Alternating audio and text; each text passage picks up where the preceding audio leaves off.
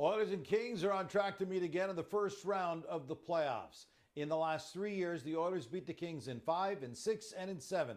Craig, Bruce Boudreau thinks if and when they meet again this year, the Kings are going to come out on top this time. Do you agree with him? What does Bruce know? Seriously, I got to agree with Bruce. Listen, Bruce knows a lot. He does know a lot. And I agree with Bruce. Everybody talks about, the Oilers and Kings, a redux and everything that goes with it. This is not the same LA Kings team that the Edmonton Oilers will be playing. First of all, Darcy Kemper has been a top goaltender in the league this year. Great trade for both Washington Capitals and for the Kings in getting Kemper. The blue line. It's bigger, it's harder, it's stronger, and that is a significant factor. But then up front, you look at Quentin Byfield, who's emerged as a big-time player.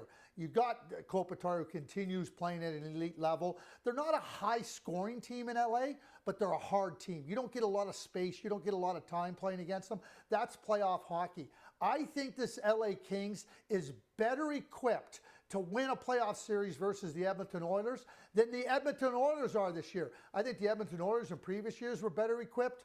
Not so this year, Gino. I think since they lost in Game 7 of the Stanley Cup playoffs last year to Florida, this is a weaker team. Older, slower, smaller. Wow. If the Oilers do get bounced early, as you say, which teams in the West do you think have got the best chance to make it all the way to the Cup final? Yeah, well, it's hard. I think there's really what I would call four legitimate teams right now, and that's Vegas, Colorado, Dallas, and Winnipeg. Now, can LA get into that mix? Yeah.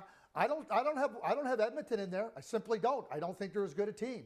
So those are the teams. And you look at the Central Division, Dallas and Colorado, that's a benefit to the Winnipeg Jets. It wouldn't surprise me one bit if we get a repeat of a Western Conference final we saw a few years ago between the Winnipeg Jets and the Vegas Golden Knights. Finishing first in those two divisions, I think gives them an opportunity to do exactly that and get that last spot for the Stanley Cup final. You were mentioning a few moments ago that you don't think the Oilers are as well prepared for a playoff run right now as they were this time last year. What about the Winnipeg Jets? Yes, it looks like they're going to win the President's Trophy. They're in great shape to do that. Forget the regular season. Are they better prepared for a deeper playoff run this year than they were last year? I think they are. I think that we know what Connor Hellebuyck is doing, so there's no way Connor Hellebuyck is going to have a series like he had last year versus Colorado. That's just one of those things. I would call it a once-in-a-lifetime event. Their defense is better. They've added Shen. Sandberg has stepped up big time. Up front, the top line has been magnificent. The third line, the second line, they have magnificent depth in their forward group. They score goals and they make life really hard on you, and they're very good defensively. So when I watch what the Winnipeg Jets have been able to do this season after a real disappointing first-round exit to the Colorado Avalanche last year, I think Kevin Cheveldayoff has done what he needed to do. I think the Winnipeg Jets have shown that they're ready to go deeper in the playoffs.